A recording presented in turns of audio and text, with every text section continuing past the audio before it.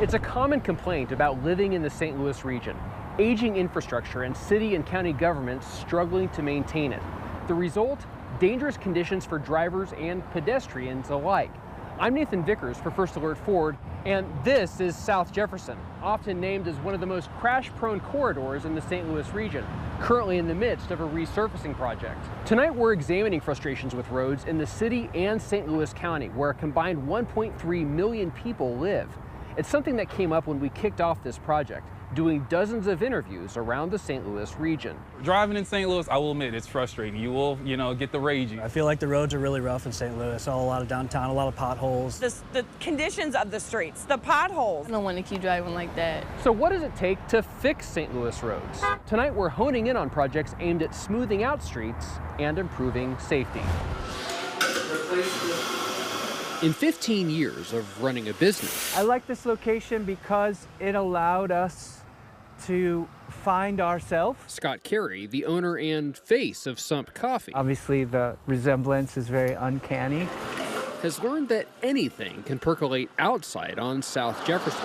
4 lanes of fast-moving traffic and more than a few potholes. One morning, it was like right before we opened, there was a southbound car that crossed the lane, came out, took out the trash can, and hit that tree. So after that happened, I was like, I need some stuff. So I built these crappy planters as a first step. Over the years, the city has mounted reflective barriers and bike racks, extra protection for the storefront and its customers. It's unimaginable that you have to think about being a business owner and your building being hit by a car, but it is not an anomaly. It's not just on Jefferson either. People are just distracted when they're driving now. Bill Cameron works with the Miniature Museum on Graveway, which got hit so many times the city placed concrete blocks on the sidewalks out front last summer. This happened last year. We had some damage in the front here. And for pedestrians, Let's see how complicated it is for us to get from here to there. crossing Graveway seems more complicated and more dangerous than it should. There's no walk sign there, there's no walk sign here. It's very scary. Jen DeRose is part of the St. Louis Coalition to Protect Cyclists and Pedestrians. She also lives a few blocks away from the crisscrossing intersection of Graveway, Morgan Ford, and Delore. It creates a lot of chaos and confusion. Because it comes in at an angle, it's difficult for drivers to negotiate, to see around turns. And unfortunately, drivers seem to take that as, well, I better just go as fast as I can. And as we quickly saw, Look at all these holes in the ground. the aging pavement doesn't help, and neither does driver behavior. I have heard. There you go. There you go. Not unusual. And we had the light also. He ran a red light just then. He sure did. He went around into oncoming traffic, ran a red light while we had the light. And then that person just treated it like it was normal because unfortunately it is normal. The city has started some fixes using ARPA funds to resurface several major roads, including Jefferson. A few weeks of cones and congestion should bring a fresh coat of pavement. Pluses and minuses, right? So certainly welcome the improvements, welcome the effort and what's going on, but yeah, there'll be a little bit of pain. But large resurfacing projects also include opportunities to make safety upgrades for drivers and for pedestrians. Cars are just driving faster, they're bigger, and it's just become more dangerous by our driving habits as well. Cindy Menz works with TrailNet, which has advocated for traffic calming infrastructure like protected bike lanes, curb bump outs, and better crossings as the city moves forward with these projects on main arterials. On arterials, which are really the main connectors that flow into those highways, what we're seeing is that those roads at 30, 35 miles per hour, 40 miles per hour, those are where we're seeing most of the crashes, and those go right through the heart of our neighborhoods. Why are St. Louis streets built the way they are? St. Louis was really anticipating that we were going to be a city of 1 million people.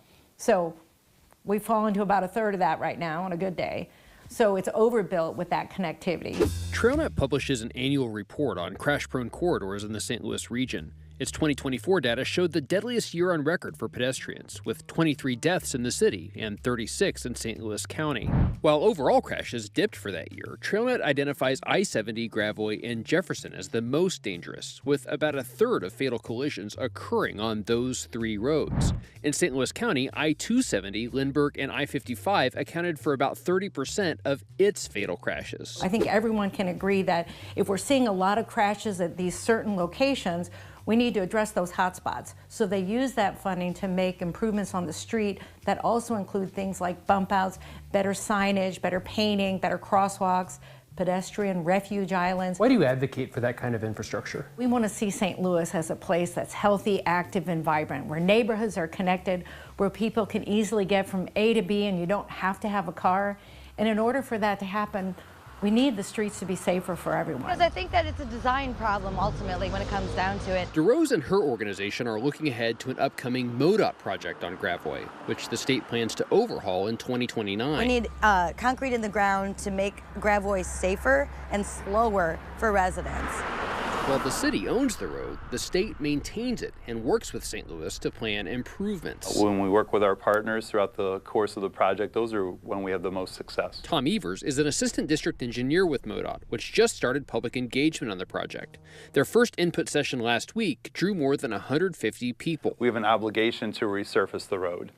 In conjunction with that, of course, when we have a project that has an asset need, we do work with the city on what other improvements can we have. What makes Gravois a challenging corridor to address? I'm not sure that Gravois is more challenging than any other route. I think that it's driver behavior and it's the people's behavior on the route. How are we addressing that maybe with how our lanes are configured? Do we allow space for the bicycles to be? What are some things you'd like to hear about from the public? We're trying to get really voices from the public to determine what are the needs that they see and see if how that pairs with what our engineers see. Other traffic calming projects in the city have shown signs of success. In 2020, MoDOT made $3.4 million worth of improvements to Natural Bridge Road between Marcus and Parnell, adding roundabouts and removing lanes over a 2.2-mile stretch. TrailNet's crash data shows a steep drop in crashes since then, down 79% overall. There was also a 41% drop in pedestrians struck, and no deaths since the completion of the project. That's a great example of partnership. I mean, working with the city and getting elected officials on board with, those are some tough things to sell to the public. Reducing number of lanes, building roundabouts. The results kind of speak for themselves, that we have seen that we've seen Natural Bridge be a safer route for everyone. If we make it a street that's inviting and welcoming, I imagine that we're going to see St. Louis change dramatically for the better. And for some, fixing issues on and around the pavement reflect something greater. One pothole doesn't really have an impact, two potholes doesn't have an impact, but it's this aggregate. For Carrie and others, moving forward starts with the basics. Why are we talking about these sort of like very base tier Maslowian kind of things where we should be maybe talking about more self-actualizing things? It's a quality of life thing, and these small things are additive, and then it gives us a foundation to tackle big things.